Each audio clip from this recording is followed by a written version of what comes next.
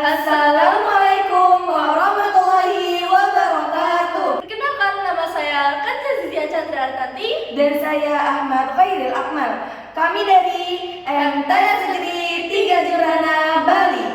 Dalam penelitian kali ini, kami akan membawa kalian semua untuk menelusuri isu yang menarik sekaligus mendesak, yaitu Identifikasi mikroplastik pada ikan hasil tangkap di ekosistem perairan Jembrana. Dewan Juri yang terhormat, lebih dari 10 miliar ton plastik yang telah diproduksi di dunia. Sayangnya, meskipun permintaan dan produksi material berbasis plastik terus meningkat, hanya sekitar 9-10% yang didaur ulang, 10-11% dibakar, 30% digunakan kembali. Sementara, sisanya hanya dibuang begitu saja. Beberapa faktor alam seperti radiasi matahari, pH, suhu lingkungan, serta arus dan gelombang di ekosistem laut yang dapat memecah plastik hingga menjadi bagian yang lebih kecil dan menghasilkan mikroplastik. Mikroplastik adalah partikel plastik dengan panjang maksimum 5 mm. Sebuah unggahan di akun The Straits Times mengungkapkan bahwa Indonesia merupakan konsumen mikroplastik terbesar di Asia Tenggara. Data menunjukkan bahwa rata-rata nilai konsumsi mikroplastik kini telah mencapai 15 gram per bulannya. Tentunya hal ini dapat menimbulkan kekhawatiran karena mikroplastik dapat berpotensi bagi kesehatan. Manusia secara tidak langsung menelan plastik ketika mengonsumsi sumber makanan yang berasal dari laut. Salah satunya adalah ikan. Salah satu daerah penghasil ikan terbesar di Bali adalah Kabupaten Jembrana. Sebagai warga Jembrana, kami tertarik untuk melakukan penelitian tentang mikroplastik. Fokus utama penelitian kami adalah, pertama, apakah ada kontaminasi mikroplastik pada ikan hasil tangkap di ekosistem perairan Jembrana?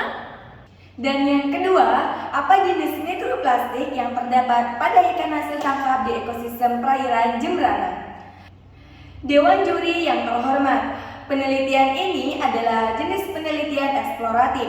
Penelitian dilaksanakan dari Juli hingga Agustus 2024. Populasi dari penelitian ini adalah ikan hasil tangkapan dari perairan Kabupaten Jembrana. Sampel terdiri dari 10 ekor ikan tongkol, 10 ekor ikan lemuru, dan 10 ekor ikan seleseng. Analisis kandungan mikroplastik pada organ pencernaan dan sampel ikan melalui 4 tahapan, yaitu yang pertama persiapan sampel, kedua penerapan hidrogen peroksida, ketiga penyaringan sampel, dan keempat proses identifikasi. Pada tahap pertama yaitu persiapan sampel, kami mulai mengukur berat dan panjang ikan, kemudian melakukan pembedahan pada ikan dan mengambil usus dan lambung ikan, kemudian menimbangnya dan meletakkannya di dalam wadah. Pada tahap perlakuan hidrogen peroksida, kami menuangkan 20 ml larutan Fe2 0,05 molar dan 20 ml H2O2 30% ke dalam air linear yang berisi sampel. Kemudian kami biarkan semalaman. Setelah itu, kami menggunakan stir gelas untuk menekan sampel hingga hancur. Selanjutnya, kami menambahkan 20 ml larutan Fe2 0,05 molar dan 20 ml H2O2 30% ke dalam sampel. Setelah 5 menit kemudian, kami mulai melarutkan bahan organik dengan menggunakan hot plate dengan menempatkan sampel di atas hot plate selama 30 menit dengan suhu 75 derajat Celcius dengan kecepatan putaran stir bar 180 revolution per menit. Tahap berikutnya adalah penyaringan sampel. Pada tahap ini, kami meletakkan kertas saring di atas corong, lalu kemudian menuangkan larutan sampel ke dalam corong dan meratakan padatan organik yang terkumpul untuk mencegah gangguan pada saat proses identifikasi. Pada tahap identifikasi mikroplastik, kami menggunakan 2 metode, yaitu pencahayaan dan mikroskopi.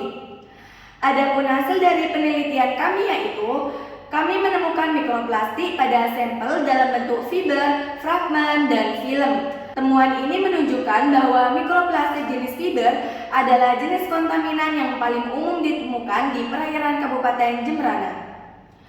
Dewan Juri yang terhormat, kesimpulan dari penelitian kami adalah yang pertama, terdapat kontaminasi pada ikan hasil tangkap di ekosistem perairan Jembrana.